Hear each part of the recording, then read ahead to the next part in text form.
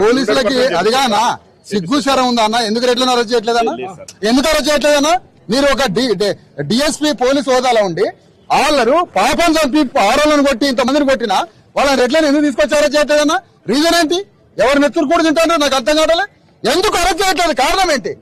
వాళ్ళు భువన్ అనుకుంటా కొత్త నుంచి 2 రోజుల నుంచి భువన్ నీళ్లు పనిచేసి ఇక్కడ కూర్చుంటే వీళ్ళకి దిక్కు లేదు, ఉల్టా వీళ్ళ మీద కేసు చేయడానికి పోయినరు. వాళ్ళని ఎందుకు అరెస్ట్ చేయట్లేదు? ఒకటే రీజన్ చెప్పండి. వీళ్ళ కోర్టు నుంచి ఎందుకు పోతారు? వాళ్ళని సంకలన చేతులు పెట్టి ఈడ్చుకొచ్చి ఎందుకు పోలీస్ స్టేషన్ చేయలేదు? ఎందుకు రిమాండ్ చేయలేదు? ఎందుకు అరెస్ట్ చేయలేదు? అసలు పోలీసులకు సిగ్గు సర్వం లేకుండా ఎందుకు నిలబడ్డారు ఇక్కడ? ఎందుకు అరెస్ట్ చేయడానికి పోతారు? ఎందుకు అరెస్ట్ చేయడానికి పోవట్లేదు మీరు?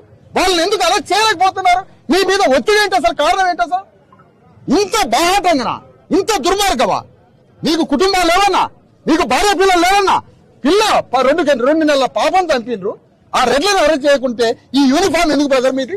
దేనికి యూనిఫామ్ అంటారు మీది? మీ డ్యూటీ దేనికి? మీ యూనిఫామ్ దేనికి? అసలు రీజన్ ఏంటి? ఎందుకు అరెస్ట్ చేయట్లేదు? రీజన్ చెప్పండి ఒకటి. కారణం ఏంటి? ఎందుకు అరెస్ట్ చేయట్లేదు? ఇది రాష్ట్రం అంతా అతిపెద్ద ఉద్యమం అయితే సార్. చివరికి పోలీసులు మొత్తం సస్పెన్స్ కావాల్సి వస్తుంది. మీరు మర్యాదగా పోయి మీ పోలీసు అధికారులతో మాట్లాడుకుంటారో, ఎవరితో మాట్లాడుకుంటారో వాళ్ళని ఇమీడియట్ గా 8 మందిలో వాళ్ళని ఈడ్చుకొచ్చి అరెస్ట్ చేసి రిమాండ్ చేసి తోచిపారండి. మర్డర్